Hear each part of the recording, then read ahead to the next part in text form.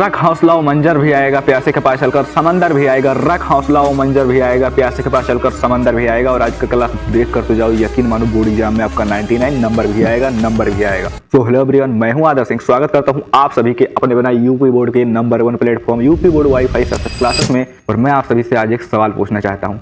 Class 12 यानी आप current time में जिस क्लास में आप पढ़ाई कर रहे हैं, क्या सोचा था आपने क्लास 12 में आने से पहले? सोचो अपने द्वारा उनके एक खुद से वादों के बारे में कि भाई मैं इस साल बोर्ड एग्जाम में 95% स्कोर करने वाला हूँ, मैं अपने स्कूल का टॉपर बनने वाला हूँ, मैं अपने गांव में सबसे ज़्यादा नंबर लाने वाला लड़का बनने वाला हूँ। तो क्या वो वादे झूठे थे या फिर उन वादों के लिए प्रयास की गई मेहनत झूठी थी आपकी? और उन वादों को पूरा करने के लिए, अपने उन सपनों को पूरा करने के लिए आपने शुरुआत से मेहनत भी करना शुरू किया, लेकिन कुछ दिनों तक मेहनत करने के बाद, उसके बाद में आपसे नहीं हुई मेहनत, उसके बाद में आप हार मानकर बैठ गए। और आज आपको डर लग रहा है, आपको अपने उन सपनों की चिंता हो रही है कि क्या मैं 95% नहीं ला पाऊंगा, क्या मैं अपने स्कूल का टॉपर भी नहीं बन पाऊंगा, क्या मैं अपने गांव में सबसे ज़्यादा नंबर लाने लड़का नहीं बन पाऊंगा। तो अगर आप इस वीडियो पर आए हैं तो मैं आपको बताना चाहता हूँ कि यह अब भी पॉसिबल है मेरे भाई। ठीक है, मुझे अगर आप इस वीडियो पर आए हैं तो मैं बता देता हूँ, मुझे इससे कोई फर्क नहीं पड़ता, मुझे इससे कोई मतलब नहीं कि आपकी पढ़ाई क्यों नहीं हो पाई, आपका सिलेबस क्यों नहीं पूरा हो पाया, क्यों आपका रिवीजन तक नहीं हो पाया, क्योंकि सिलेबस भी नहीं पूरा हुआ तो रिवीजन कैसे होगा। ठीक है, मुझे इससे कोई भी मतलब नहीं कि आपकी पढ़ाई कैसे हो, क्यों नहीं हो पाई। ठीक है, लेकिन अगर आज आप इस वीडियो पर आए हैं तो अगर आप इस वीडियो को पूरी देखते हैं, पूरा वीडियो कंप्लीट देखते हैं, तो मैं आपसे प्रॉमिस करता हूं कि आपको फिजिक्स में 70 दिलाने की गारंटी मेरी है, आपको 70 आउट ऑफ 70 दिलाने का वादा मेरा है।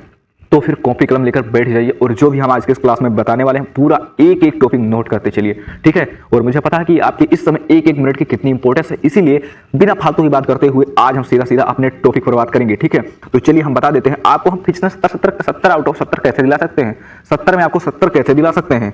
क्या भैया, परिभाषाएं ही तो पूछी जाती है ना। चलो आज की इस क्लास में हम सभी महत्वपूर्ण परिभाषाएं बता देंगे। भैया नियम पूछे जाते हैं, कौन कौन से नियम तैयार कर लें जो हम पूरा एग्जाम में कोई भी नियम आ जाए तो लिख लें। तो भैया हाँ, चलिए आज के क्लास में सारे नियम बता देंगे। अच्छा, वो ट्रांसफार्मर वाले क्वेश्चन इस तरह के आते हैं, कौन कौन से, अच्छा उसके मतलब और भी ऐसे कोई क्वेश्चन हैं जो बहुत इंपॉर्टेंट है।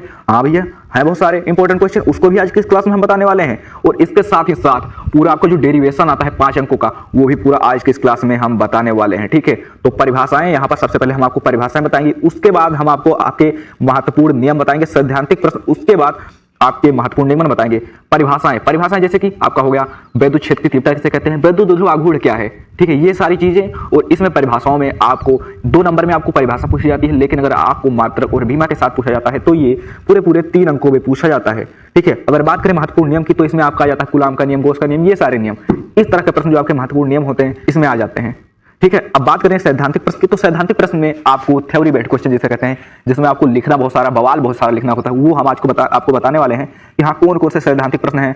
जैसे सैद्धांतिक प्रश्न में आपको संरचना और उसकी कार्यविधि पूछी जाती है, जैसे कि ट्रांसफार्मर का हो गया, रदरफोर्ड के परमाणु मॉडल का हो गया, वो सारे हम इंपॉर्टेंट क्वेश्चन कौन कौन से आने हैं सारे हम बताने वाले हैं। इसके साथ ही साथ आपके महत्वपूर्ण निगमन भैया पूरे 5 अंकों में निगमन आता है और बहुत सारा निगमन आता है। ठीक है, कौन कौन से निगमन जो है इंपॉर्टेंट तैयार कर लें तो हमें पूरे अंक मिल जाएं, क्योंकि मुझे पता है अगर आपका सिलेबस भी नहीं कंप्लीट है ना, तो आप सिर्फ इसी एक वीडियो से 95% स्कोर कर सकते हैं।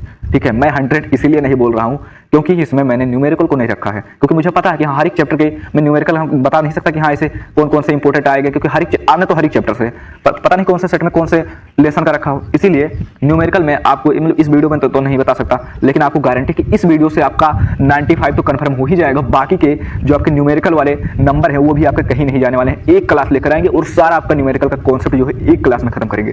ठीक है, तो इस चैनल को सब्सक्राइब कर लीजिए, क्योंकि आपको इससे बेहतरीन चैनल नहीं मिलने वाला। अगर आप भी ढूंढ रहे हैं, आप यूपी बोर्ड के छात्र हैं, क्लास 12 के छात्र हैं, तो आपको इससे बेहतरीन चैनल आपको पूरे यूट्यूब पर नहीं मिलेगा। ठीक है, तो चैनल को सब्सक्राइब कर लीजिए। और चलिए अब हम अपने शुरू करते हैं अपने इस महा इंपॉर्टेंट कार्य की। ठीक है, तो चलिए सबसे पहले हम आपको महत्वपूर्ण परिभाषाएं बताएंगे, उसके बाद आपके एग्जाम में आने वाले महत्वपूर्ण नियम, उसके बाद में आपके थ्योरी बेस्ड क्वेश्चन है, सैद्धांतिक प्रश्न जिसे कहते हैं, उसके बाद आपके महत्वपूर्ण निगमन जो आपके डेरिवेशन है 5 अंकों वाले, वो सारे देखने वाले हैं। ठीक है, तो कॉपी कलम लेकर बैठना, आपसे एक रिक्वेस्ट है कि कॉपी कलम लेकर बैठना। ठीक है भैया, जो भी इंपॉर्टेंट डेरिवेशन है आप उनको नोट करते चलिएगा। ठीक है, सारे यूपी बोर्ड में आपके 7 सेट बनते हैं और सारे सेट का आज हम बताने वाले हैं। मुझे नहीं पता कि हाँ कौन सा क्वेश्चन जो है कौन से सेट में रखा होगा, लेकिन आने वाला है। यहाँ पर जो भी क्वेश्चन है ये 2025 के बोर्ड एग्जाम में छपने वाले हैं 101%। ठीक है, जिस दिन आप बोर्ड एग्जाम देकर आना और इस पीडीएफ से मिला लेना। ठीक है, मैं आपको ये पीडीएफ दूंगा पूरा। ठीक है, इस पीडीएफ से मिलाकर देख लेना, अगर एक भी क्वेश्चन बाहर आए तो बताना आकर।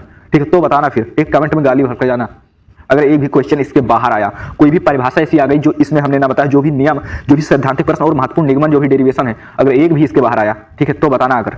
चलिए अब सबसे पहले हम शुरू करेंगे, कहाँ से शुरू करेंगे? सबसे पहले हम एक सेकंड, बस एक सेकंड वेट करना भाई, ये क्या हो रहा है। चलिए हम सबसे पहले शुरू करेंगे महत्वपूर्ण परिभाषाओं से, उसके बाद में आपके बुक के लेसन 1 से विद्युत आवेश क्षेत्र से और जो आपका सबसे लास्ट लेसन है वहां तक की सारी इंपॉर्टेंट, यानी आपके इसमें दोनों बुक का पूरा सिलेबस कवर होने वाला है, सभी आपको महत्वपूर्ण परिभाषाएं बताएंगे। ठीक है भाई, चलिए कॉपी कलम लेकर बैठ जाइए। अब सबसे पहले हम बढ़ते हैं अपने महत्वपूर्ण परिभाषाओं की तरफ। ठीक है, चलिए फटाफट देख लेते हैं महत्वपूर्ण परिभाषाएं कौन कौन सी है जो हमें अपने बोर्ड एग्जाम 2025 में देखने को मिलने वाली हैं। भैया हाँ, कॉपी कलम लेकर बैठ जाओ, सोना बरस रहा है, एक एक को नोट कर लो। ठीक है, चलिए आपके अब यहाँ से इस तरह नहीं लाए हैं कि भैया कि हाँ पूरा घाल इसके एक में ही कर दिए हैं। ठीक है, एक एक चैप्टर का सीरियल वाइज चैप्टर का है। ठीक है, फर्स्ट चैप्टर का, उसके बाद सेकंड चैप्टर का, फिर थर्ड चैप्टर का, इस तरह है पूरा आपका। ठीक है, ये पूरा मिलाकर नहीं लाए हैं, इसलिए आपको, ताकि आपको अच्छे से समझ में आए। ठीक है, तो यहाँ पर सबसे पहले आपको कौन सा चैप्टर का मिलेगा? सबसे पहले आपको फर्स्ट चैप्टर का तो पूरा मिलेगा ना। चलिए तो फर्स्ट चैप्टर में अगर हम बात करें महत्वपूर्ण परिभाषाओं की, तो सबसे पहले आपका आ जाता है विद्युत क्षेत्र की तीव्रता।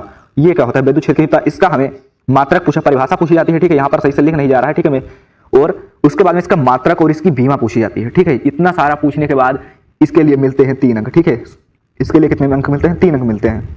ठीक है, अब विद्युत क्षेत्र की तीव्रता क्या होती है वैसे मैं आपको शॉर्टकट में बता सकता हूँ। ठीक है, कि हाँ अगर कोई एक अंक परीक्षण आवेश जो विद्युत क्षेत्र में रखा हुआ तो उस पर लगने वाला जो बल होता है उसको ही कहते हैं विद्युत क्षेत्र की तीव्रता कहते हैं। ठीक है, चलिए अगर आपको, हाँ इसका हम पूरा जो यहाँ पर बताने वाले हैं इसको हम सोल्व भी करवाएंगे। ठीक है, इसको हम सोल्व भी करवाएंगे। ठीक है, तो नोट करके रख लीजिए, क्योंकि जब हम सोल्व करवाएंगे हाँ तब आपको ये सब काम में आने वाला है। ठीक है, एक एक, हाँ कोई भी छूटने, अगर कोई भी डेरिवेशन छूटता है इंपोर्टेंट तो आप कमेंट करना।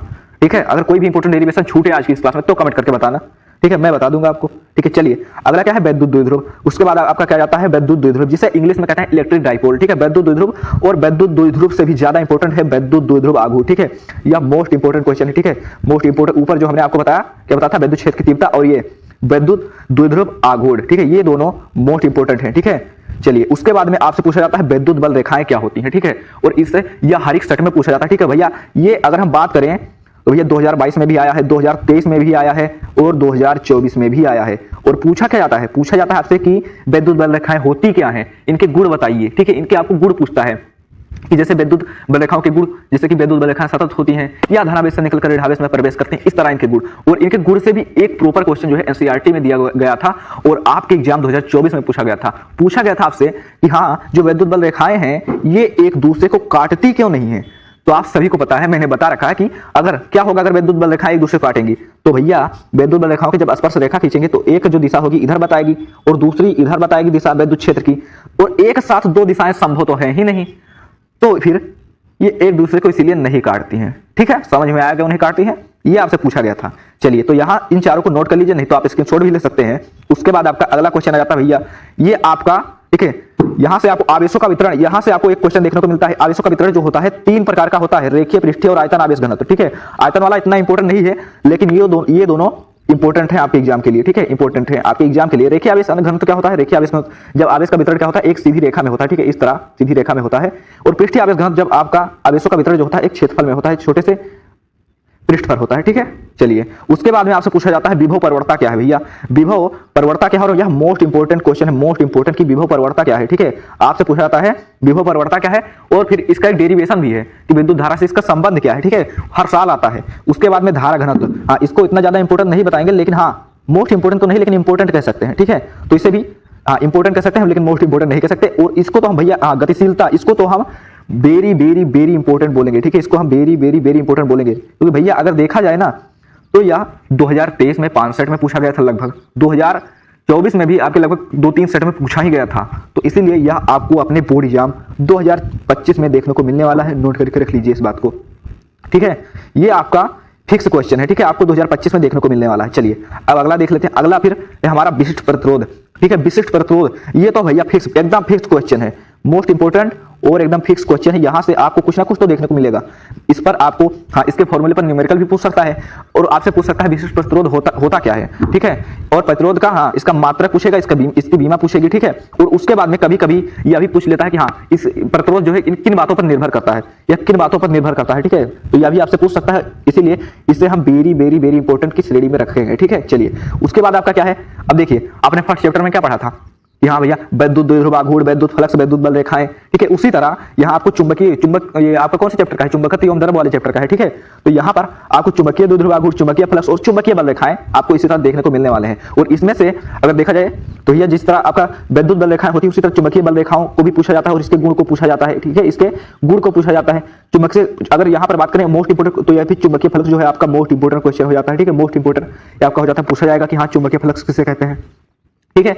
उसके बाद ये आपका एक और महा इंपोर्टेंट क्वेश्चन आ जाता है कि विद्युत चुंबकीय प्रेरणा क्या है। भैया इतना बहुत इंपोर्टेंट क्वेश्चन है, इसे हम मोस्ट इंपोर्टेंट क्वेश्चन कहेंगे और इस पर पूरा तो चैप्टर है भैया, इसको पूरे इसके नाम से पूरा चैप्टर बना है, इसलिए इसको तो बिल्कुल भी नहीं छोड़ना है। चलिए अगला देख लेते हैं।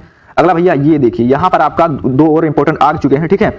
चलिए ज्यादा नहीं है भैया, ज्यादा नहीं है, ठीक है। अब एक ही सेट का थोड़ी बता रहे हैं, आपके यूपी बोर्ड के 7 सेट के बता रहे हैं तो देर लगेगा, ठीक है, थोड़ा सा टाइम लगेगा, हाँ आधा घंटा लग सकता है। पर हाँ पूरा आपका फिजिक्स में 70 में 70 का जो पूरा टॉपिक है, जो कॉन्सेप्ट है, पूरा यहीं से बनने वाला है, ठीक है। जो भी परिभाषाएं, नियम और जो भी आपके सैद्धांतिक प्रश्न और डेरिवेशन है देख लेना, इसके बाहर आ जाए तो बताना भैया, ठीक है। चलिए अब यहां से आपको एक क्वेश्चन तो पूछा जाएगा, स्वप्रेरण गुणांक या फिर अन्योन्य प्रेरण गुणांक, ठीक है। वेरी वेरी वेरी इंपॉर्टेंट हम कह सकते हैं और इसमें से आपको एक देखने को जरूर मिलेगा, क्योंकि कोई ना कोई तो एक सेट में मतलब कि रखा ही रहता है हर साल, ठीक है। ये आपके हर साल आने वाले क्वेश्चन है, हर साल आपके आने वाले क्वेश्चन है, एकदम फिक्स क्वेश्चन है 101%, तो इनको नोट कर लीजिए। चलिए उसके बाद में आपका आ जाता है प्रतिवर्ती धारा, ये प्रतिवर्ती धारा वाले चैप्टर का है, प्रतिवर्ती धारा या बोधता का शिखर मान, ठीक है। उसके बाद में एक और ये देखिए अनुनादी आवृत्ति, अनुनादी आवृत्ति ये भी बहुत ही इंपॉर्टेंट क्वेश्चन है, ठीक है। उसके बाद में आपका आ जाता है विद्युत चुंबकीय तरंगे, ठीक है, विद्युत चुंबकीय तरंगे नोट कर लीजिए भैया, एक एक इसके बाहर बिल्कुल भी नहीं आएगा, ठीक है। आप ठीक है सब्सक्राइब कर लेना और एग्जाम देने के बाद आकर कमेंट कर देना, अगर गाली देकर जाना कमेंट में अगर इसके बाहर आ गया, ठीक है, गाली देकर जाना, ठीक है। नंबर ले लो, अगर हाँ बाहर आ गया तो नंबर ले लो, व्हाट्सएप पर गाली भेजना, ठीक है। चलिए फिर अगला देखते हैं। देखिए आपकी सेकंड बुक कब आ गया यहाँ से, ठीक है। यहाँ से अब आपकी सेकंड बुक के जो महत्वपूर्ण परिभाषाएं हैं वो शुरू होती हैं, ठीक है। सबसे पहला ये तो आपको पता ही है, सबसे पहला आपका जो परिभाषा क्या है, प्रकाश का परावर्तन क्या है, आपसे पूछा जाता है, ठीक है। पूछा जाता है प्रकाश का परावर्तन क्या है, 2 अंकों में पूछा जाता है। जब इसके नियम पूछा जाता है हाँ तो 3 नंबर में पूरा पूछा जाएगा। इस तरह भी पूछा जाएगा प्रकाश का परावर्तन क्या होता है, हाँ इसका नियम जो है, नियम भी पूछा जाता है। तो प्रकाश के नियम जो है वही ज्यादा इंपॉर्टेंट है, जब वो आता है तो पूरे 3 अंकों के साथ आ जाता है, नहीं तो प्रकाश का परावर्तन वैसे 1-2 अंक में ही आता है, ज्यादा मार्क्स में नहीं आता है, ठीक है। चलिए अगला क्वेश्चन क्या है कि संयुग्मी फोकस क्या है, ठीक है। संयुग्मी फोकस क्या है और उसके बाद में एक और महा इंपॉर्टेंट आ जाता है आपका रेखीय आवर्धन क्या है। रेखीय आवर्धन आपसे पूछा जाता है, रेखीय आवर्धन क्या है, इसे हम मोस्ट इंपॉर्टेंट क्वेश्चन कहेंगे, ठीक है। पूछा ही जाएगा रेखीय आवर्धन क्या होता है, क्या होता है आवर्धन, ठीक है। आपको जो वस्तु की लंबाई और जो आपकी प्रतिबिंब की लंबाई होता है उसका अनुपात होता है रेखीय आवर्धन आपका, ठीक है। चलिए उसके बाद आपका आ जाता है प्रकाश का परावर्तन, ठीक है। जिस तरह आपका प्रकाश का अपवर्तन, ठीक है, प्रकाश का जिस तरह आपका प्रकाश का परावर्तन पूछा जाता है उसी तरह आपका पूछा जाता है प्रकाश का अपवर्तन, ठीक है। और इसका भी आपको नियम पूछा जाता है, 2 नियम इसके भी होते हैं, 2 नियम उसके भी होते हैं, ठीक है। चलिए उसके बाद में प्रकाश के परावर्तन से ही संबंधित एक टॉपिक है क्रांतिक कोण, और क्रांतिक कोण और एक आ जाता है पूर्णांतरिक परावर्तन, क्योंकि क्रांतिक कोण और पूर्णांतरिक परावर्तन एक ही साथ पूछा जाता है। इस तरह पूछा जाता है कि हाँ भैया क्रांतिक कोण किसे कहते हैं, नहीं पूर्णांतरिक कोण, इस तरह पूछा जाता है पूर्णांतरिक परावर्तन किसे कहते हैं, क्रांतिक कोण से इसका क्या संबंध है, क्रांतिक कोण किसे कहते हैं, पूर्णांतरिक परावर्तन किसे, मतलब एक ही में ये संबंधित करके दे दिया जाता है एक ही क्वेश्चन को, हाँ। क्योंकि जो क्रांतिक कोण होता है इसी को थोड़ा सा बढ़ाने पर जो प्रकाश की किरणें होती है उसी मार्ग में लौट जाती है, तो वही कहलाता है पूर्णांतरिक परावर्तन, यानी ये दोनों ये एक दूसरे से ज्वाइंट है, ठीक है। और फिर आ जाता है आपका ये देखिए यहाँ पर आपके जो लेंस हैं उनसे संबंधित जो भी आपके परिभाषाएं हैं, जैसे आपने क्लास 10 में भी पढ़ा होगा जो भी दर्पण से संबंधित मुख्य परिभाषाएं कि फोकस क्या होता है, ध्रुव क्या होता है, उसी तरह यहाँ पर आपको लेंस का पूछा जाता है। लेंस का पूछा जाता है, क्या पूछा जाता है, फोकस पूछा जाता है कि भैया लेंस का जो है प्रथम फोकस क्या होता है और लेंस का द्वितीय फोकस क्या होता है। एक तो आपको देखने को मिलेगा, इसमें से आपको एक तो देखने को जरूर मिलेगा, ठीक है। उसके बाद आपका क्या जाता है, उसके बाद भैया प्रकाशिक केंद्र क्या होता है, प्रकाशिक केंद्र के बाद आपका कोणीय विक्षेपण क्या होता है, कोणीय विक्षेपण। चलिए देख लेते हैं अगला क्या है, कोणीय विक्षेपण के बाद आपका आ जाता है वर्ण विक्षेपण। और भैया ये देखिए जितना हम लिखें इसको मोस्ट उतना कम है, उतना ही कम है, वर्ण विक्षेपण क्षमता उतना ही कम है, ठीक है। मोस्ट इंपोर्टेंट क्वेश्चन है, हर साल आने वाला है और ठीक है ये इतने सेट में रखा होता है, कई बार तो ऐसा हुआ है 4-4 सेट में आपको देखने को मिलता है वर्ण विक्षेपण क्षमता, तो इसीलिए इसको तो बिल्कुल भी नहीं भूलना है, ठीक है। चलिए उसके बाद न्यूनतम विचलन कोण ये आपका आ जाएगा, ठीक है। चलिए एक एक टॉपिक नोट कर लीजिए पूरा। और ये तरंगाग्र बहुत पूछा जाता है, तरंगाग्र बहुत पूछा जाता है। और आपसे यहाँ पर एक क्वेश्चन पूछा जाता है व्यतिकरण, ठीक है। यहाँ पर व्यतिकरण से संबंधित बहुत सारे क्वेश्चन आते हैं। अगला क्वेश्चन क्या दिया गया है, कला संबंध स्रोत, कला संबंध स्रोत इसको भी नोट कर लीजिए, ठीक है, क्योंकि यहाँ भी इंपॉर्टेंट ही यहाँ पर जो भी हम बताने वाले हैं सारे इंपॉर्टेंट डेरिवेशन होने वाले हैं, ठीक है। बस आधे घंटे, ठीक है, कॉपी कलम लेकर बैठिएगा, एक एक टॉपिक नोट कर लीजिए, ठीक है, एक एक क्वेश्चन नोट कर लीजिए और एग्जाम से पहले इनको हम तैयार करवाएंगे आपको, ठीक है, इनको हम तैयार करवाएंगे आपको, ठीक है। चलिए अब यहाँ पर आपसे पूछा जाता है प्रकाश का विवर्तन, ठीक है। विवर्तन क्या होता है, यह भी मोस्ट इंपोर्टेंट क्वेश्चन और इससे भी ज्यादा है इंपोर्टेंट कि प्रकाश वैद्युत प्रभाव क्या होता है, प्रकाश वैद्युत प्रभाव क्या होता है। और ये शायद गलत हो गया, थोड़ा दोहली लिख गया है, लेकिन ये जो इसका राइट ये रहेगा देहली रहेगा, ठीक है, देहली, देहली होता है, ठीक है, देहली आवृत्ति होता है, ठीक है भाई लोग। तो इसको सही कर लीजिएगा। आपसे पूछा जाता है देहली आवृत्ति, कार फलन और देहली तरंग, इसमें से आपको एक क्वेश्चन आपको देखने को मिलेगा, इन तीनों में से एक क्वेश्चन आपको देखने को जरूर मिलेगा, ठीक है। तो भैया जो भी हम बता रहे हैं यहाँ इनमें से एक मिलेगा, वो 101% फिक्स्ड वाले हैं, ठीक है, तो उनको तो बिल्कुल भी मिस बिल्कुल भी मत कीजिएगा, ठीक है। चलिए अगला देख लेते हैं, चलिए। हाँ भैया, अब आपका आ जाता है ये देखिए समस्थानिक समभारिक, ये तीनों ये सगे भाई हैं, ठीक है, समस्थानिक समभारिक और समन्यूट्रॉनिक। किसी सेट में आपसे पूछा जाएगा कि भैया समस्थानिक क्या होता है, इसका परिभाषा उदाहरण दीजिए। किसी दूसरे सेट में यही क्वेश्चन आ जाएगा कि समभारिक क्या होता है, किसी तीसरे सेट में रखा होगा कि समन्यूट्रॉनिक क्या है, इसका उदाहरण बता दीजिए, ठीक है। या फिर किसी में पूछ लिया जाएगा, हाँ मान लीजिए चौथे में पूछ लिया जाएगा कि समस्थानिक समभारिक में अंतर क्या होता है, पांचवें में पूछ लिया जाएगा कि हाँ समभारिक और समन्यूट्रॉनिक में अंतर क्या होता है। तो इस तरह यहाँ से आपको एक क्वेश्चन तो देखने को मिलेगा डेफिनेटली, एक क्वेश्चन तो पक्का है भैया, नोट कर लीजिए, ठीक है। एक क्वेश्चन तो यहाँ से आपको देखने को मिलने वाला है 101%, ठीक है। एक क्वेश्चन आपको देखने को मिलेगा, लिख कर ले लीजिए, ठीक है, स्क्रीनशॉट में हरकत लगा लीजिए अपने फोन के होम स्क्रीन पर, एक क्वेश्चन आपको मिलने वाला है। चलिए उसके बाद में आपका क्या जाएगा, नाभिकीय बल, ठीक है, नाभिकीय बल क्या होता है और परमाणु क्रमांक, ठीक है, परमाणु क्रमांक और ये परमाणु भार भी, जो परमाणु भार भी पूछा जाता है, ठीक है, क्रमांक और इसका परमाणु भार, ठीक है। देखिए आ भी गया, ठीक है, परमाणु भार यानी कि परमाणु की द्रव्यमान संख्या जो होती है, एटॉमिक मास जो होता है, ठीक है, एटॉमिक मास नंबर जो होता है वो पूछा जाने वाला है आपसे। और द्रव्यमान क्षति क्या होती है, बंधन ऊर्जा क्या होती है, ठीक है, इसमें भी आपको ये बंधन ऊर्जा वाला इंपॉर्टेंट है और ये पूछा ही जाएगा, ठीक है। चलिए उसके बाद आपका आ जाता है एटॉमिक मास यूनिट, कहें तो परमाणु द्रव्यमान मात्रक, ठीक है, यानी एटॉमिक मास यूनिट इसे कहते हैं इंग्लिश में, ठीक है। तो यह भी आपका बहुत इंपॉर्टेंट क्वेश्चन हो जाता है और आपको अपने एग्जाम में देखने को मिलने वाला है। चलिए अगला क्या है, नाभिकीय विखंडन क्या होता है, नाभिकीय विखंडन क्या होता है। हाँ यहाँ से आपके दो क्वेश्चन पूछे जाते हैं कि नाभिकीय संयुग्मन क्या होता है और उसके बाद में नाभिकीय विखंडन क्या होता है। विखंडन वही जो नाभिक होता है अपने छोटे छोटे नाभिकों में टूट जाता है, ठीक है। और संयोजन क्या होता है, जब हाँ आपको पता है संलयन, हाँ सॉरी संयोजन हम बता रहे थे, संलयन, हाँ जब जो हाँ संयोजन आपको पता ही है कि दो मिलते हैं और एक बन जाता है तो वही संयोजन कहलाता है, वही संलयन कहलाता है, ठीक है। तो नाभिक संयोजन और संलयन इसमें से आपको नाभिक विखंडन और नाभिक संलयन इसमें से आपको एक जरूर देखने को मिलेगा, ठीक है, एक तो मिलेगा, ठीक है। इसे भी मोस्ट इंपोर्टेंट में लिख लीजिए, ठीक है। चलिए अगला क्या है, अर्धचालक। अर्धचालक क्या होता है, ये आपका उस वाले क्वेश्चन का है, ठीक है, अर्धचालक एवं इलेक्ट्रॉनिक युक्तियाँ, ठीक है, ये उस वाले चैप्टर का है। अवक्षय परत, अवक्षय परत क्या होती है ये आपसे पूछा जाएगा, अवक्षय परत। उसके बाद में विभव प्राचीर, विभव प्राचीर क्या होता है, मोस्ट इंपोर्टेंट क्वेश्चन है।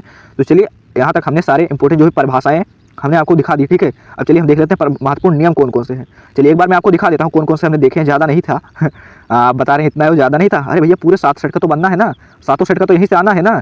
चलिए एक बार मैं आपको दिखा देता हूँ ताकि आप स्क्रीनशॉट ले सकें अच्छे से, नहीं लिया है तो ये देखिए यहाँ से ये वाला, ठीक है। हाँ हम आपको मौका देते हैं स्क्रीनशॉट लेने का, ठीक है। चलिए यहाँ तक हमने देख लिया था, आप चलिए बढ़ते हैं, हम देख लेते हैं अपने महत्वपूर्ण नियम कौन कौन से हैं, ठीक है, महत्वपूर्ण नियम। और यहाँ पर देखिए नियम तो ज़्यादा नहीं पूछा जाएगा, नियम हम आपको बस हम कुछ ही बता देंगे, ठीक है, 4-5 नियम आपको बताएंगे और यहीं से हाँ एक भी बाहर नहीं आएगा, यकीन मानिए एक भी आपको बाहर नहीं आने वाला है। जो हम बताने वाले हैं वही 101% पूछा जाने वाला है, ठीक है। चलिए देख लेते हैं कौन कौन से। चलिए आपका जो ये सारा टॉपिक है वो सीरियल वाइज है, मतलब फर्स्ट चैप्टर से आपका हाँ इस तरह कि पहले फर्स्ट चैप्टर का उसके बाद सेकंड चैप्टर का, ठीक है, इस तरह नहीं है कि हाँ भैया थर्ड चैप्टर का उसके बाद उसी में 5वां घुसेड़ दिया उसके बाद फिर पहला आ गया, ठीक है, इस तरह नहीं है, सीरियल वाइज है। तो चलिए पहले चैप्टर का इसमें दिया है कूलाम का नियम, ठीक है, आप सभी को पता है क्लास 12 में शायद ही कोई ऐसा होगा जिससे ना आता हो कूलाम का नियम, ठीक है, ये भी आपका इंपॉर्टेंट क्वेश्चन है। और उसके बाद में जो गोस का नियम है ये तो महा इंपॉर्टेंट है भैया, महा इंपॉर्टेंट है। और यहाँ से तो मतलब तय ही रहता है यार, एक तो बनता ही है। यहाँ किसी में पूछाएगा कि नियम क्या होता है, किसी में पूछ लेगा इसका सत्यापन कीजिए, लेकिन आएगा जरूर, गोस का नियम जो है आएगा जरूर, ठीक है। तो भैया नोट कर लीजिए इसे। चलिए जो लोग नए हैं चैनल को सब्सक्राइब कर लें। ओम का नियम क्या होता है, ओम का नियम, ठीक है, ये आपसे पूछा जाता है। तो ओम का नियम क्या होता है, किसी चालक की भौतिक अवस्था को स्थिर बनाए रखते हुए उसमें भेजी गई धारा उसमें विभवांतर के अनुक्रमणुपाती होती है, यही तो होता है ना ठीक है, बहुत तेज बोले। तो 10th में भी तो पढ़े हैं आप ना, आप लोग 10th में भी पढ़े हैं तो आपको याद होगा, ठीक है, और आसान भी रहने वाला है ओम का नियम। और यह most important very important question है, ठीक है, ओम का नियम क्या होता है, ठीक है, यह पूछा जाता है। और उसके बाद में किरचॉफ का नियम क्या होता है भैया, इतना इंपॉर्टेंट क्वेश्चन है ना, इतने सेट में पूछा गया है, 2022 में, 2023 में और 2024 में लगातार पूछा गया है। और इसीलिए अब यह 2025 में भी आने वाला है, 2025 में आपके एग्जाम में मिलने वाला है। टॉपिक कौन सा है, किरचॉफ का नियम, ठीक है, किरचॉफ का नियम पूछा जाता है। चलिए उसके बाद में हाँ विद्युत धारा वाले चैप्टर का, उसके बाद आपका आ जाता है महत्वपूर्ण नियम। हाँ थोड़े से और इंपॉर्टेंट नियम है, बस ज़्यादा नहीं है, ठीक है, थोड़े से बस यही है, ठीक है। चलिए महत्वपूर्ण नियम थोड़े से और हैं बस। अब देखिए यहाँ पर आपका है ये विद्युत धारा वाले चैप्टर का है, एम्पियर का परिपथीय नियम आपसे पूछा जाता है, एम्पियर का परिपथीय नियम क्या होता है, और यह भी कहें तो मोस्ट इंपॉर्टेंट है, ठीक है, मोस्ट इंपॉर्टेंट क्वेश्चन है। उसके बाद में यहाँ से आपको 2 में से 1 आपको मिलने वाला है, ठीक है, इसमें से आपको 2 में से 1 मिलने वाला है। या तो आपको पूछा जाएगा बायो-सेवर्ट का नियम क्या होता है, या तो आपसे पूछा जाएगा कि फैराडे का विद्युत चुंबकीय प्रेरण का नियम क्या होता है। इस तरह पूछा जाता है कि फैराडे के विद्युत चुंबकीय प्रेरण के संबंधित नियम लिखिए, ठीक है, इस तरह से क्वेश्चन पूछा जाता है। उसके बाद में यहाँ पर आपको अपवर्तन और परावर्तन तो हमने बताया ही था ना भाई, ये परावर्तन और अपवर्तन इसका नियम पूछा जाएगा, ठीक है। और यहाँ पर हाँ अपवर्तन न करके आपको इस तरह भी दिया जा सकता है कि स्नेल का नियम लिखिए, ठीक है। तो कंफ्यूज मत होइएगा, चाहे कहे आपसे प्रकाश के अपवर्तन का नियम या फिर स्नेल का नियम, एक ही होता है, ठीक है। चलिए हाँ, तो अपवर्तन का नियम पूछेगा तो दोनों लिखना पड़ेगा। अपवर्तन की बात कर रहे हैं, ठीक है। जो आपतन कोण है अपवर्तन कोण के बराबर होता है। और दूसरा लिखेंगे कि हाँ जो एक निश्चित तरंगदैर्घ्य के लिए आपतन कोण की ज्या और अपवर्तन की कोण की ज्या का जो मान होता है, अनुपात का मान जो होता है वो नियत रहता है। लेकिन जहाँ से पूछ रहा है कि स्नेल का नियम क्या होता है, तो नीचे वाला है यानी सेकंड वाला ही लिखना रहेगा आपको, ठीक है। चलिए देख लेते हैं, यहाँ तक हमारा हो चुका है। अब चलिए हम देख लेते हैं अपने महत्वपूर्ण जो भी क्या है सैद्धांतिक प्रश्न है, ठीक है। नोट कर लीजिए इसे। चलिए उसके बाद हम देखेंगे, हाँ ज़्यादा नहीं, ये 4 इधर है और ये लगभग 4-5 इधर है, बस इन्हें नोट कर लीजिए। अब बढ़ेंगे हम अपने तीसरे टॉपिक पर, है तो सैद्धांतिक प्रश्न पर। उसके बाद ज़्यादा नहीं है, सैद्धांतिक प्रश्न थोड़े से हैं। उसके बाद सभी डेरिवेशन बता देंगे आपको जो भी आपके एग्जाम में आने हैं। उसके बाद तो आपका काम हो जाएगा, ठीक है। न्यूमेरिकल बचेगा, एक क्लास में पूरा खत्म कर देंगे। और आपको मॉडल पेपर जो है यूपीएससी द्वारा जो जारी किया गया उसको भी हम सोल्व करवा देंगे, जिससे उसमें से 30% तो उसमें भी आता है, उससे 30% पूरा आपका पेपर बनता है, ठीक है। तो उसे भी पूरा सोल्व करवा देंगे, तो टेंशन बिल्कुल लेने की जरूरत नहीं है। अगर आपने सिलेबस ही नहीं कंप्लीट किया तो आपका बहुत अच्छा स्कोर होने वाला है, ठीक है। हाँ बस इस चैनल को सब्सक्राइब कर लीजिए और जुड़े रहिएगा अंत तक, ठीक है। चलिए देख लेते हैं अब अपने महत्वपूर्ण जो सैद्धांतिक प्रश्न है। सैद्धांतिक प्रश्न कहने का अर्थ जो भैया हमारे थ्योरी बेस्ड क्वेश्चन है उन्हें कहते हैं सैद्धांतिक प्रश्न, ठीक है। अब यहाँ पर मैं आपको लगभग 10-11 है, ठीक है। और 11 मैं आपको बताने वाला हूँ। और इसके बाहर नोट कर लीजिए, इसके बाहर एक भी नहीं आने वाला है, ठीक है। इसलिए कॉपी में हेडिंग डालेंगे महत्वपूर्ण सैद्धांतिक प्रश्न, और जो हम यहाँ पर बताने वाले हैं सैद्धांतिक प्रश्न उनको ही नोट करेंगे और उनको ही तैयार करना है, ठीक है। समय बहुत कम है इसी आपके पास, इसीलिए आपको हार्ड वर्क की जगह स्मार्ट वर्क करना है, ठीक है। अगर आपका सिलेबस नहीं पूरा हो तो सिलेबस को मत जाइए ना, जो भी इंपॉर्टेंट है वो हम आपको बता दे रहे हैं और इनको इससे तैयार कर लेते हैं तो आपके 90+ तो पक्के हैं, ठीक है। तो चलिए बता देते हैं कौन कौन से। अब देखिए महत्वपूर्ण सैद्धांतिक प्रश्न, इसमें क्या होता है भैया कि ना तो कोई डेरिवेशन होता है और ना तो कोई वो होता है निबंध। ज्यादा से ज्यादा इसमें आपको क्या करना पड़ता है, लिखना ही रहता है, ठीक है। जैसे कि आपको निबंध आप लिखे होंगे, ठीक है, तो उसी तरह ये है कि आपको क्या करना पड़ता है, निबंध में पूरा लिखना होता है भैया इसके लाभ क्या है, हानि क्या है, और फिर इसके रोकने के उपाय क्या है, यही तो लिखना रहता है। तो इसी तरह इसमें भी क्या लिखना रहता है, जो भी आपको टॉपिक दिया जाता है बोला जाता है तो उस पर आपको लिखना पड़ता है कि सिद्धांत प्रकार करता है और इसकी संरचना क्या है, इसकी कार्यविधि या किस तरह पूरा इसका कार्य जो है उसका प्रोसेस है वो पूरा आपको लिखना पड़ता है, ठीक है। चलिए यहाँ पर मैं कलर बदल लेता हूँ, ठीक है। चलिए एक सेकंड बस, ठीक है। चलिए अब यहाँ पर जैसे कि आपका पहला क्वेश्चन क्या आ जाता है, आपका आ जाता है पहला क्वेश्चन कि प्रतिवर्ती धारा जनित्र, जिसे डायनेमो भी कहते हैं, डायनेमो का सिद्धांत, ठीक है। आपसे पूछा जाएगा कि किस सिद्धांत पर कार्य करता है और इसकी संरचना और कार्यविधि बताइए, ठीक है। आपसे यह 5 अंकों में पूछा जाएगा। कितने अंकों में पूछा जाएगा? 5 अंकों में पूछा जाता है, कभी कभी 3 अंकों में पूछा जाता है। जब 3 अंकों में पूछा जाता है तो सिर्फ इतना पूछेगा कि इसके संरचना और कार्यविधि का वर्णन कीजिए, ठीक है। और इसी तरह आपका आ जाता है ट्रांसफार्मर का सिद्धांत, ठीक है। ये वाला 2024 में, ही दोनों 2024 में पूछे गए हैं। और भैया ट्रांसफार्मर वाला तो बहुत इंपॉर्टेंट है, ये आपका वाइबा का भी काम करता है, ठीक है। वाइबा में भी ट्रांसफार्मर जो है पूछा जाता है इस पर, ठीक है। तो यहां से आपका डबल काम हो जाता है।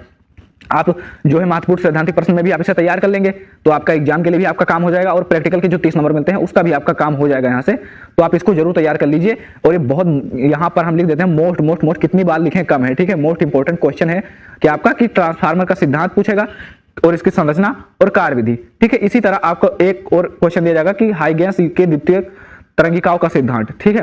ये आपका डेरिवेशन में भी आपका एक आता है, ये हाइगेंस के द्वितीय तरंगिकाओं के सिद्धांत के आधार पर अपवर्तन और परावर्तन का वो आता है, ठीक है, प्रूव। तो सैद्धांतिक प्रश्न में भी आता है और डेरिवेशन में भी आता है, और दोनों में जब भी आता है 5 नंबर देकर जाता है, हमेशा 5 नंबर देकर जाता है, इसलिए हल्के में बिल्कुल भी मत दीजिए कोई भी। और यहाँ पर एक आ जाता है महा इंपॉर्टेंट क्वेश्चन की रदरफोर्ड का अल्फाकर्ण परिकीर्णन का सिद्धांत। भैया आपने 9th में भी पढ़ रखा होगा रदरफोर्ड का अल्फाकर्ण परिकीर्णन का सिद्धांत। क्या था, उन्होंने एक सोने की पन्नी ली थी और उस पर अल्फाकर्ण की जो है बमबारी करवाई थी, ठीक है। तो देखा था कि जो अल्फाकर्ण है कुछ टकराकर 90 अंश पर विक्षेपित हो जा रहे हैं, कुछ थोड़ी दूर से विक्षेपित हो रहे हैं, ठीक है, कुछ नजदीक से, और कुछ क्या है यहाँ से बिना भेदे पूरे पार कर जा रहे हैं। तो उन्होंने उसके आधार पर जो परमाणु के पूरा स्ट्रक्चर की व्याख्या की थी और बताया था कि हाँ नाभिक क्या होता है, कैसे होता है, ठीक है। चलिए तो आपको पता होगा तो आप इसे आसानी से लिख भी सकते हैं, ठीक है। रदरफोर्ड का अल्फाकर्ण परिकीर्णन प्रयोग। और कहने का था कि देखिए अब ये 2022 में भी पूछा गया है, 2023 में भी और 2024 में भी पूछा गया है, ठीक है। इसीलिए बहुत ही इंपॉर्टेंट हो जाता है, आप इसे भी नोट कर लीजिए, ठीक है। चलिए देखते हैं अगला क्या है। देखिए रदरफोर्ड, मैंने कहा था आपके जो परमाणु वाला चैप्टर है उसमें आपको रदरफोर्ड का, पहला रदरफोर्ड का परमाणु मॉडल, दूसरा बोर का और तीसरा थॉमसन का परमाणु मॉडल, तीनों के आपको परमाणु मॉडल और उनकी कमियों को अच्छे से देख कर ही जाना है, ठीक है। जैसे कि यहाँ पर रदरफोर्ड का परमाणु मॉडल पूछेगा और बहुत बार इससे भी ज्यादा बार पूछा जाता है कि रदरफोर्ड के परमाणु मॉडल की कमियां क्या है, ठीक है। कमियां बहुत ढूंढी जाती है, ठीक है। रदरफोर्ड के परमाणु मॉडल की कमियां क्या है ये पूछा जाता है। और 2024 में भी आप पेपर उठाकर देखिए, कई सेट में 2024 में यह पूछा गया है, इसलिए यह मोस्ट इंपोर्टेंट क्वेश्चन हो जाता है, ठीक है। चलिए उसके बाद क्या है आपका देखिए ठीक है, ये आपके लास्ट वाले चैप्टर का है, वो जो है इलेक्ट्रॉनिक युक्तियां वाले चैप्टर का, ठीक है। उसमें आपको क्या दिया जाएगा कि हाँ पीएन संधि डायोड का अभिनीत या फिर पीएन संधि डायोड का पश्च अभिनीत, एक तो मिलेगा आपको, और मिलेगा कितने अंकों में, पूरे 3 अंकों में मिलने वाला है, ठीक है। अब इस पर 5 अंकों वाले भी पूछे जाते हैं, 5 अंक वाले इधर है, ठीक है। ये देखिए ये है आपके 5 अंक वाले, आपसे 5 अंक में जब दिया जाएगा तो क्या पूछा जाएगा कि भैया पीएन संधि डायोड अर्ध तरंग दृष्टिकारी के रूप में और पीएन संधि डायोड पूर्ण तरंग दृष्टिकारी के रूप में, तो जब इस तरह पूछा जाएगा तब आपको 5 नंबर मिलने वाला है, ठीक है। चलिए तो यहाँ पर मैंने आपको 10-12 कुछ ऐसे बताए हैं जो सैद्धांतिक आपके प्रश्न है, ठीक है। तो यहाँ पर भी आप जो है इंपोर्टेंट नोट करेंगे, प्रतिरोधी धारा जनित्र वाला और ट्रांसफर वाला, ट्रांसफार्मर वाला और रदरफोर्ड वाला, ठीक है। उसके बाद में इधर आपका क्या जाएगा, बोर वाला और ये पीएन संधि डायोड वाला। चलिए अब देख लेते हैं हमारे जो महत्वपूर्ण निगमन है भैया, ठीक है। 4 से 5 निगमन तो पूछा ही जाएगा, ठीक है। यहाँ पर मैं आपको बताने वाला हूँ लगभग, हाँ ज्यादा नहीं है, 12 लगभग 18, हाँ 17 से 18 निगमन है। इसमें भी आपको हम मोस्ट इंपोर्टेंट निगमन आपको बताने वाले हैं। तो अब यहीं से देखिए, यहीं से 7 सेट का बनना है, ठीक है। तो पूछा तो जाएगा, मतलब कि अगर इस सेट में नहीं आएगा तो उस सेट में, लेकिन हाँ इसके बाहर नहीं आएगा, ये बात ध्यान में रखिए कि इसके बाहर नहीं आने वाला कुछ भी। चलिए देख लेते हैं कौन कौन से महत्वपूर्ण निगमन। तो देखिए यहाँ पर अब देखिए चैप्टर वाइज, हमने आपको पहले ही बताया कि हमने जो है सारे इंपोर्टेंट जो क्वेश्चन है वो चैप्टर वाइज रखे हैं, ठीक है, जिससे आपको क्या है आसानी से समझ में आ सके, ठीक है। तो यहाँ पर आपका जो सबसे पहला क्वेश्चन है क्या आ जाएगा कि विद्युत द्विध्रुव के कारण, एक सेकंड, विद्युत द्विध्रुव के कारण अक्षीय व निरक्षीय स्थिति में विद्युत क्षेत्र की तीव्रता, ठीक है। आप इसको नोट कर लीजिए, ठीक, अक्षीय और निरक्षीय हर साल पूछा जाता है, ठीक है, और 7 सेट में पूछा जाता है। ऐसा एक टॉपिक जो 7 सेट में पूछा जाता है, अक्षीय और निरक्षीय स्थिति में विद्युत क्षेत्र की तीव्रता। आप पिछले साल ही देख लीजिए दोनों कि 3 सेट में ये रखा हुआ था तो 3 सेट में ये रखा हुआ था, ठीक है। इसीलिए बहुत ही इंपॉर्टेंट हो जाता है आपका अक्षीय और निरक्षीय वाला, ठीक है। तो इसे मोस्ट इंपोर्टेंट में आप इसे नोट करेंगे, मोस्ट इंपोर्टेंट में, ठीक है। अक्षीय और निरक्षीय स्थिति में विद्युत क्षेत्र की तीव्रता, वो भी विद्युत द्विध्रुव के कारण। उसके बाद आपका क्या आ जाता है, एक समान विद्युत क्षेत्र में द्विध्रुव पर लगने वाला बल आघूर्ण का व्यंजक, ठीक है। ये कभी कभी इस तरह भी पूछा जाता है, बल आघूर्ण न करके प्रत्यानयन बल युग्म आ जाता है, तो कंफ्यूज मत होइएगा, मतलब एक ही होता है, ठीक है। चलिए और फिर आगे क्या दिया गया है, ये देखिए ये गोस की प्रमेय का अनुप्रयोग है कि अनंत विस्तार की समतल आवेशित चादर के कारण इसके निकट विद्युत क्षेत्र की तीव्रता। इसमें आपको हाँ 3 मिलते हैं, 3 अनुप्रयोग इसके होते हैं, लेकिन हाँ सबसे इंपॉर्टेंट वाला ये है, ठीक है। जो गोस की प्रमेय है उसका सबसे इंपॉर्टेंट अनुप्रयोग यही है, हाँ तो इसे ध्यान में रखिए। उसके बाद ये आपके सेकंड चैप्टर का जो है इंपॉर्टेंट डेरिवेशन कहा जाता है कि समांतर प्लेट संधारित्र की धारिता के लिए सूत्र का निगमन। देखिए इतना इंपॉर्टेंट क्वेश्चन है, सबसे इंपॉर्टेंट मोस्ट महा इंपॉर्टेंट में इसे नोट करेंगे, महा इंपॉर्टेंट में से नोट करेंगे सभी लोग, ठीक है। स्क्रीनशॉट ले लीजिए, क्योंकि आपके एग्जाम में ये कई साल में देखिए, अगर पिछले साल भी उठाकर देखिए 2024 में ये कई सेट में 3 से 4 सेट में पूछा गया था, ठीक है। समांतर प्लेट संधारित्र की धारिता के लिए सूत्र का निगमन। चलिए उसके बाद आपका क्या जाता है, देखिए व्हीट स्टोन सेतु की संतुलन अवस्था में उनकी भुजाओं के प्रतिरोध में संबंध, ठीक है। व्हीट स्टोन सेतु की संतुलन अवस्था में उनकी भुजाओं के प्रतिरोध में संबंध। अब देखिए इसका सूत्र क्या होता है, क्या होता है व्हीट स्टोन सेतु का सूत्र, P/Q इस तरह होता है, P/Q बराबर R/S, यही होता है, ठीक है। चलिए आगे क्या है, 2 समांतर धारावाही चालक तारों के बीच लगने वाला बल का व्यंजक, दो समांतर धारावाही चालक तारों के बीच लगने वाला बल का व्यंजक, और यह है क्या है, मोस्ट इंपोर्टेंट है, और ये 5 अंकों में पूछा जाता है, 5 अंकों में पूछा जाता है, आप इसे नोट कर लीजिए। चलिए अगला क्या है, ये देखिए एलसीआर सर्किट से क्वेश्चन आ गया आपका, एलसीआर सर्किट से, यानी एलसीआर परिपथ की प्रतिबाधा तथा कालांतर के लिए व्यंजक, एलसीआर परिपथ है, एक क्वेश्चन आपको मिलेगा इसमें से, ठीक है। प्रतिबाधा ऐसे मिलेगा क्वेश्चन आपको, एलसीआर परिपथ की प्रतिबाधा तथा कालांतर के लिए व्यंजक, ठीक है। ये 3 नंबर में भी आ सकता है और 5 नंबर में भी कभी कभी आ जाता है, ठीक है। तो 3 नंबर भी आ जाएगा, 5 नंबर भी आ सकता है। और उसके बाद क्या आ जाता है आपका, ये देखिए सेकंड बुक का, आपके सेकंड बुक का, किसी गोलीय पृष्ठ पर अपवर्तन के सूत्र का व्यंजक, गोलीय पृष्ठ पर अपवर्तन के सूत्र का व्यंजक और पतले लेंस के लिए अपवर्तन का सूत्र, ठीक है। अपवर्तन के सूत्र और परावर्तन के सूत्र दोनों को आपको डेरिवेशन जो है तैयार करके जाना है, दोनों ही मोस्ट इंपोर्टेंट डेरिवेशन है, मोस्ट इंपोर्टेंट डेरिवेशन है, ठीक है। दोनों ही आपको तैयार करके जाना है। चलिए अगला क्या है, देखिए हाँ ये चैप्टर, हाँ इस चैप्टर में बहुत सारे इतने ज्यादा डेरिवेशन है, क्योंकि जो पूरा आपका लाइट वाला चैप्टर है ना, सबसे ज्यादा नंबर देखा जाता है, पूरे 13 नंबर, इसी एक चैप्टर से पूरे 13 नंबर मिलते हैं, इसलिए इसमें से बहुत ज्यादा पूछा जाता है, ठीक है। चलिए तो इसीलिए इसमें से बहुत ज्यादा डेरिवेशन है। संपर्क में रखे 2 पतले लेंसों की संयुक्त फोकस दूरी के लिए सूत्र का निगमन। क्या होता है, संपर्क में रखे 2 पतले लेंस की जो फोकस दूरी होता है उसका सूत्र 1/f बराबर 1/f1 प्लस 1/f2, यही तो होता है ना, तो उससे हमें प्रूव करके दिखाना होता है। और ये जब भी आता है कभी 5 अंक से कम में नहीं आता है, ठीक है, 5 अंक से कम में नहीं आता है, और 2024 में पूछा गया है, तो इसे भी नोट कर लीजिए, क्योंकि 2025 में आने वाला है, 2025 में आपके पेपर में छपने वाला है। उसके बाद एक और मोस्ट इंपॉर्टेंट क्वेश्चन आ जाता है, डेरिवेशन किसी प्रिज्म के लिए प्रिज्म के पदार्थ के अपवर्तनांक का व्यंजक, ठीक है। अपवर्तनांक पर पूछा जाता है क्वेश्चन आपसे, अपवर्तनांक का डायरेक्ट आपको इसकी परिभाषा भी पूछ सकता है 3 नंबर में, और जब इसका वो आएगा सूत्र का निगमन, यहाँ पर आया भी हुआ है कि अपवर्तनांक का व्यंजक, तब ये 5 नंबर में आएगा, ठीक है। तो बहुत इंपॉर्टेंट है, यहाँ से आपके 2 हाँ या तो परिभाषा या तो सूत्र एक पूछा जाएगा। चलिए उसके बाद आपका इसके नेक्स्ट चैप्टर का है, ठीक है, हाइगेंस की द्वितीयक परिणिकाओं के सिद्धांत के आधार पर परावर्तन की व्याख्या भी हमने कुछ देर पहले आपको बताया था, जब मैंने हाइगेंस वाला वो बताया था सैद्धांतिक प्रश्न उसमें बताया था, तब हमने बताया था कि हाँ डेरिवेशन में भी पूछा जाता है, और ये दो पूछा जाता है, एक इसके आधार पर अपवर्तन की व्याख्या और परावर्तन की व्याख्या, ठीक है। तो एक तो आएगा, इसमें से एक आएगा जरूर, ये बहुत ही मोस्ट इंपॉर्टेंट है, और इसमें से आपको एक देखने को जरूर मिलेगा, या तो चाहे आपसे अपवर्तन का पूछ ले और चाहे आपसे परावर्तन का पूछ ले, पर एक आएगा जरूर। चलिए, उसके बाद आपका ये आ जाता है यंग द्वि स्लिट प्रयोग की सहायता से एनवी फ्रिज की चौड़ाई का व्यंजक, ठीक है। या 2024 में पूछा गया था यह भी, और मोस्ट इंपॉर्टेंट क्वेश्चन है, ठीक है। चलिए नोट कर लीजिए आगे। हाँ बस 4 थोड़े और बचे हैं, 4 बचे हैं। चलिए यही 4 बचे हैं, उसके बाद हमारा खत्म हो जाएगा, ठीक है। चलिए उसके बाद हम बताएंगे आपको किसी पतली एकल झिर्री से होने वाले प्रकाश के विवर्तन की व्याख्या। हाँ ये एकल झिर्री वाला बहुत पूछा जाता है, ठीक है। एकल झिर्री वाला बहुत पूछा जाता है, इसकी व्याख्या पूछी जाती है, ठीक है। तो नोट करेंगे, इसे भी अभी बहुत इंपॉर्टेंट है, लिखा नहीं जा रहा है इसमें से, ठीक है।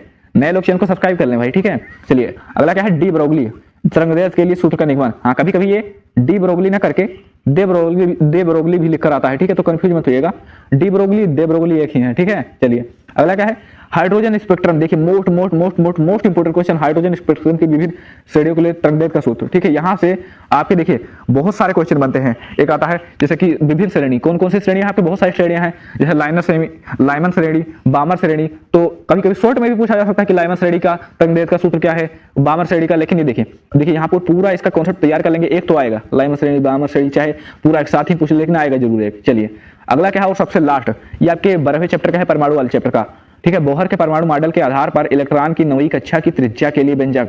बोहर के परमाणु मॉडल के आधार पर इलेक्ट्रॉन की नवीं कक्षा की त्रिज्या के लिए व्यंजक, ठीक है। त्रिज्या के लिए ये डेरिवेशन बहुत ही इंपॉर्टेंट है, ठीक है।